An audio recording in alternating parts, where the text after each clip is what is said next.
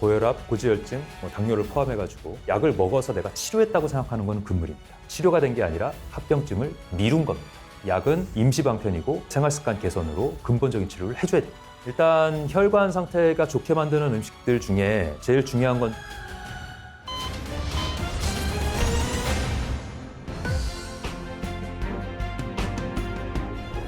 절대로 우리가 성인병이라고 하는 만성 대사질환에서 약은 치료가 될 수 없습니다. 고혈압부터 말씀을 드려볼게요. 혈압을 강력하게 짜줘야지 조직에다 산소를 줄 수 있다는 얘기는 이 혈관이 좁아져 있다는 얘기거든요. 이 심장혈관 같은 경우는 대동맥에서 출발하자마자 바로 옆에 있는 게 심장혈관입니다. 그러니까 심장혈관은 얇으면서도 대동맥과 바로 붙어있는 첫 번째 혈관인 거예요. 그러니까 혈압이 올라갔을 때 얼마나 막히거나 찢어지기가 쉽겠습니까? 혈압이 올라가면 뇌혈관 터지고 심근경색 생기고 심장혈관 찢어지고 대동맥 찢어지고 이러니까 그런 정말 생명을 위협하는 합병증을 막기 위해서라도 혈압을 낮추긴 해야 됩니다. 근데 이 팔뚝혈압 낮추겠다고 혈압을 억지로 약으로 낮추게 되죠. 이런 고혈압 약물로 다 혈압을 낮추면 어떻게 될까요? 말초에 있는 혈관들 상태는 더 나빠지는 거죠. 더 저산소증에 빠지고 더 악화되는 거예요. 약을 먹어야 되는 건 맞아요. 혈압이 높은데 약을 안 먹으면 당장 큰 위험성이 생기겠죠. 하지만 이거를 약을 먹어서 내가 치료했다고 생각하는 건 금물입니다. 치료가 된 게 아니라 합병증을 미룬 겁니다. 당뇨도 마찬가지입니다. 당뇨를 자생적으로 해결하는 게 아니라 당을 억지로 낮추는 조치를 하면 근육에 있는 세포들은 당을 받아들이는 당 분래성은 그대로 유지된 채로 혈당을 낮추는 거기 때문에 조직들이 당을 대사를 제대로 하지 못하는 건 그대로인 겁니다. 이렇게 되면 조직들의 저산소 상태, 산증 상태 유지가 되는 거기 때문에 결국은 해결되는 게 아닙니다. 당에 의한 합병증인 말초혈관 합병증이나 투석 상태 가거나 실명 상태 가거나 당뇨발 상태 가거나 신경병증 상태 가거나 그래서 구토 계속하거나 이런 것들을 미루는 역할을 하는 것이 당뇨를 치료한 게 아닙니다. 결국은 말초에 있는 혈관들 상태 나빠져가지고 긴 대사질환의 제일 끝판왕인 암이나 이런 것들이 나타나게 하는 원인이 또 될 수가 있기 때문에 근본적인 치료를 해줘야 된다. 우리가 혈액 검사를 할 때 콜레스테롤이나 중성지방이 높게 나온다는 거는 최근 2주 이내 식생활이 지방식이 많았다는 얘기입니다. 응급실에서도 이 리피드 프로파일 검사를 하거든요. 근데 최근에 놀라운 수치를 하나 본 적이 있어요. 30대 중반 남성이었는데 중성지방 수치를 150이 정상이라고 보는데 보통 중성지방이 높아봐야 300, 400, 500 이렇게 보는 경우가 있습니다. 그러면 굉장히 위험하다고 설명을 하고 당장 식생활 바꾸라고 설명을 하는데 근데 며칠 전에 5천을 본 적이 있습니다. 5천. 아마 1000만 돼도 혈액을 뽑기만 해도 약간 하얀기가 돌 거예요. 지방이 워낙 많아가지고. 두통 때문에 왔었던 분이었는데 막 여러 번 제가 잔소리를 해드렸는데 사실 이게 의료 환경, 우리나라의 의료 환경 특성이기도 한데 만약에 콜레스테롤이 높은 게 확인이 됐으면 환자한테 일주일에서 한 달 정도를 식생활을 바꿔보라고 교육을 하고 그걸 관리를 한 다음에 그걸 못하거나 가족성 콜레스테롤 혈증이라는 게 확인이 됐을 때에 콜레스테롤 저하 스타틴 약을 쓰는 게 원래 맞는 거거든요. 근데 그거를 너무 짧은 진료 환경에서 또 환자들 수능도도 낮아지고 또 워낙에 우리 식생활이 많이 바뀌어가지고 지방 중심 식생활을 많이 하고 가공식품의 식생활을 많이 하다 보니까 그거를 못하고 그냥 약을 주고 있는 게 현실인 거죠.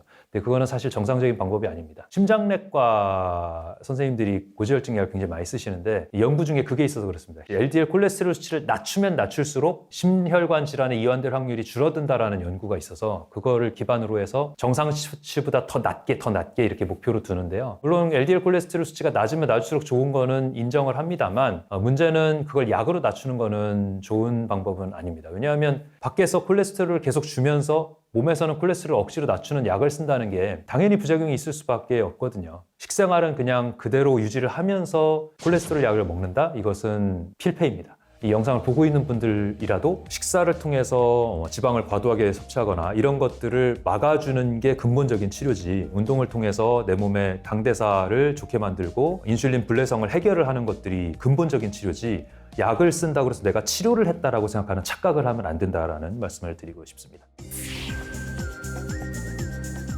비만 상태를 줄이는 게 고혈압, 당뇨 같은 만성 질환에 도움이 된다고 하는 게 지방세포들은 죽어있는 세포가 아니잖아요. 살아있는 세포인데 지방을 머금고 있는 세포인 겁니다. 그럼 그 세포들도 에너지 대사를 해야 되거든요. 그러면 지방층에도 혈관이 다 가야 됩니다. 지방층이 쌓이면 쌓일수록 우리 혈관들이 훨씬 더 길어지게 되는 거예요. 말초혈관들이 훨씬 더 많아지면 그쪽으로 혈액을 보내기 위한 압력이 더 높아지는 거고 또 혈압이 올라가게 되는 겁니다. 이 악순환이 이제 반복이 되는 건데요. 일단 우리 몸에 지방을 피해야 되겠죠. 그러려면 일단 지방 먹는 걸 피해야 되고 두 번째로 지방이 쌓이는 걸 피해야 됩니다. 우리가 정제 탄수화물이라고 하는 것을 피하라고 말씀을 드리지 않습니까? 복합 탄수화물이 아닌 단순 탄수화물, 가공 탄수화물이 문제입니다. 탄수화물을 먹었는데도 우리 몸의 혈액에는 지방이 떠다니게 됩니다.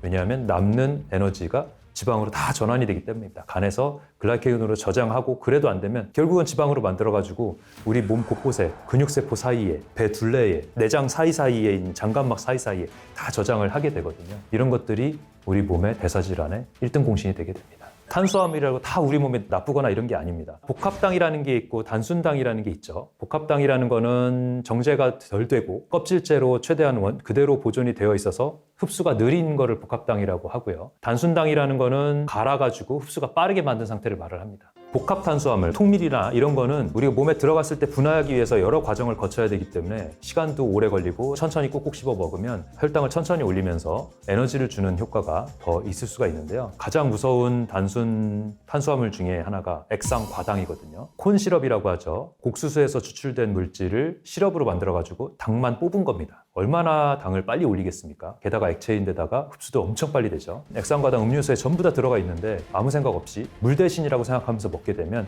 혈당 피크를 엄청나게 심하게 올리게 됩니다. 과자, 빵, 떡, 면, 음료수 이런 것들을 꼭 피해줘야 됩니다. 혈당 올리면서 당뇨라든지 고지혈증 만드는 데 큰 역할을 합니다. 혈행을 망가뜨리는 주요 원인 중에 완전히 나쁜 지방을 피해야 되는 부분이 있습니다. 그 중에 하나가 트랜스지방, 포화지방보다도 트랜스지방이 훨씬 더 나쁜 지방인데요. 트랜스지방이라는 거는 우리가 마가린이나 쇼트닝으로 대표되는 식물성 기름이기는 한데 상온에서 굳을 수 있게 만들어진 수소가 첨가된 기름이거든요. 이게 이제 저렴하고 튀김 음식하기에 유리하기 때문에 쇼트닝이나 마가린을 사용을 하는 경우가 있었는데 과자 같은 데도 트랜스지방이 들어있을 수가 있기 때문에 그런 음식들을 피하고 트랜스지방이 없는 불포화지방이 풍부한 지방을 섭취하는 것을 원칙으로 해야 됩니다. 식물성 지방 중에서도 몸에 악영향을 미치는 기름이 있습니다.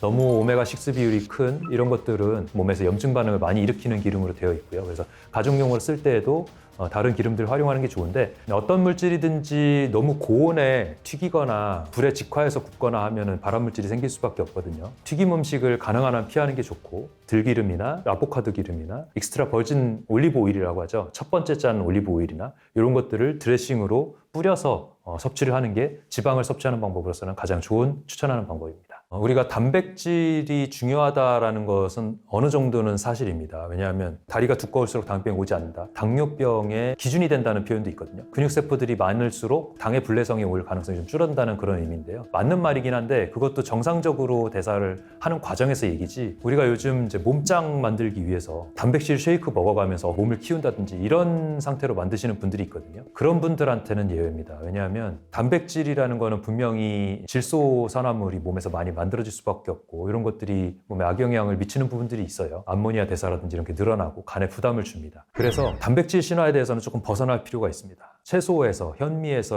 흡수되는 단백질로도 충분한 단백질을 섭취를 할 수가 있고 단백질을 많이 먹기 위해서 너무 과도한 단백질 쉐이크나 이런 걸로 섭취하는 거는 절대 피하셔야 되고요.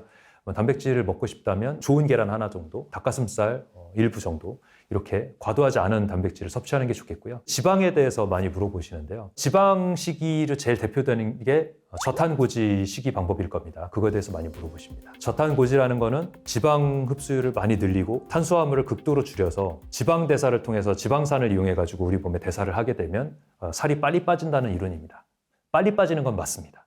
그래서 다이어트 목적으로 살 빼기 위해서 지방을 많이 먹고 탄수화물 극도로 줄이는 분들이 있는데 문제는 그렇게 해서 하는 부분들이 몸에 이롭냐 하면은 또 몸에 생리적이지 않은 부분들이 있기 때문에 문제가 됩니다. 지방을 골라서 먹는 게 쉽지가 않습니다. 버터나 이런 것들로 하시는데 버터로다가 채소들을 볶아가지고 이렇게 해봤거든요. 저도 이제 집안에 사정이 있어서 저탄고지를 해야 될 일이 있어서 저탄고지를 4개월 정도 한 적이 있었습니다. 근데 저탄고지 하면서 케톤 나올 때쯤 되면 막 어지럽고 부역감 있고 감기 걸린 상태처럼 되거든요. 당이 너무 부족하기 때문에 생기는 증상인데요. 케토플루라고도 하는데 이런 상태까지 되면서 굉장히 힘듭니다. 케톤식으로 해서 무리하게 케톤까지 발생시켜가면서 하는 게 맞는가?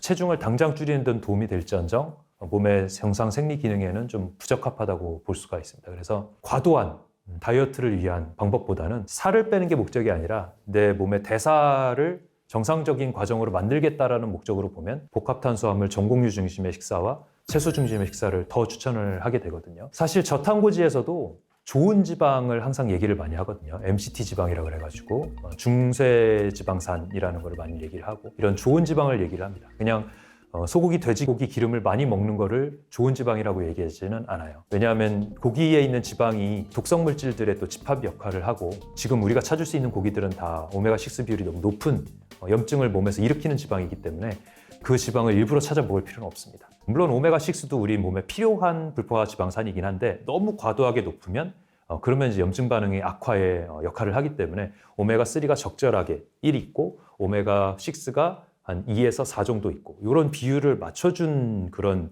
지방산을 먹었을 때에 가장 효율이 좋다라고 되어 있습니다. 근데 육류나 이런 거 얘기할 때 몇 번 말씀드리는데 소나 돼지가 풀을 먹고 자라야 이 오메가3, 오메가6 비율이 제일 좋거든요. 근데 우리가 지금 먹이는 곡류들을 먹이면 얘네들이 오메가3 대 6 비율이 엄청나게 높아지게 됩니다.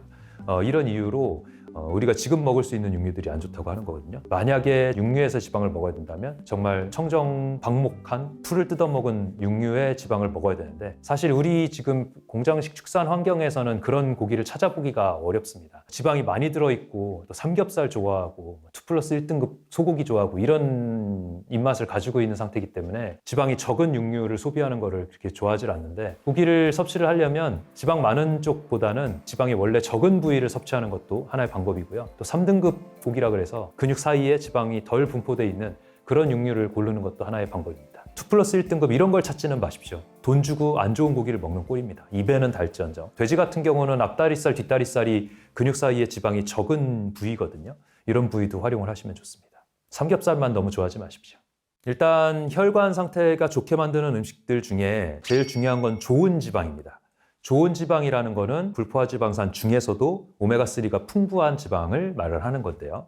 포화 지방 같이 상온에서 굳는 지방은 최대한 피하는 게 좋고요. 불포화 지방 중에서 오메가3를 많이 공급해 줄 수 있는 아주 유용한 식물들이 있습니다. 그게 바로 들깨. 들깨가 우리가 가까이서 볼 수 있는 오메가3 비율이 높은 특별한 식물이거든요. 들기름은 한번 압착해서 짜서 만든 거기 때문에 들기름은 빠르게 소비를 해야 됩니다. 만든 지 1개월 이내에 들기름을 먹는 것을 원칙으로 해야 되고요. 통들깨로 먹으면 더 좋아서 통들깨를 또 우리가 먹는다 그래서 설탕 뿌려가지고 한과 같이 만들어가지고 또 너무 달게 먹으면 안 되고요. 통들깨를 물에 가볍게 씻어서 밥에다 넣어서 먹는 것도 추천을 합니다. 오일 풀링 개념으로 들기름을 이용을 해서 오메가3도 섭취할 겸 입 안에 생태계를 좋게 만들 겸 오일 풀링을 들기름으로 하는 방법도 좋습니다. 식물성 불포화 지방산 중에서 오메가3가 풍부한 음식을 짚어드리면 일단 통들깨, 아마씨, 견과류, 호두잣 같은 견과류, 아보카도도 굉장히 좋은 불포화 지방산 함유된 식물성 기름이라고 볼 수가 있거든요. 이 4가지 잘 활용하시면 좋겠습니다. 운동이 굉장히 중요하거든요. 운동은 그냥 단순히 열량을 소모하는 역할만 하는 게 아닙니다. 운동을 가지고 열량을 소모하는 거로다가 다이어트 효과를 내려고 그러면 너무 많은 양의 운동을 해야 된다는 걸 알 수가 있어요. 30분을 굉장히 빠르게 뛰어야 밥 한 공기의 열량이 나온다든지. 근데 그렇게 그냥 1대1로 열량을 줄이기 위해서 운동을 한다 이렇게 생각하면 운동을 할 엄두가 안 날 겁니다. 그런데 그 다이어트 목적으로만 운동을 하는 게 아니고요.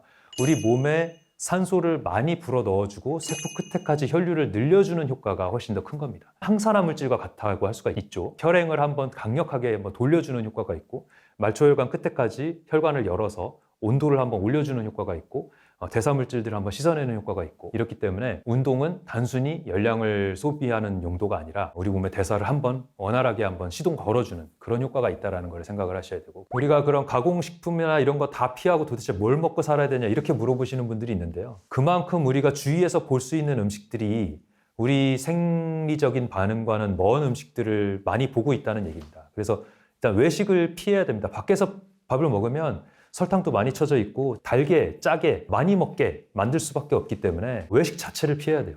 회사 생활 하시는 분들은 회식 피하는 거, 한 끼 정도는 도시락 식사를 하는 걸 또 추천을 드립니다. 이런 방법으로 좋은 식사를 한 끼를 하고 어쩔 수 없이 사회생활하면서 조금 덜 좋은 식사를 한다. 밥은 현미밥으로, 전곡류 밥으로 하고 초록색 채소 중심의 음식을 항상 곁에 두고 6장에서 7장 정도 채소를 꼭 먹어주고요. 나물들이나 이런 것들은 끓이거나 찌거나 이렇게 해서 가공한 것도 물론 좋지만 들기름이나 이렇게 버무린 이런 생채소들을 나물로다가 먹는 방법들도 좋으니까요. 좋은 육류로 고르시고 이렇게 활용을 하시는 게 건강에 가장 좋은 식탁이라고 볼 수가 있겠습니다.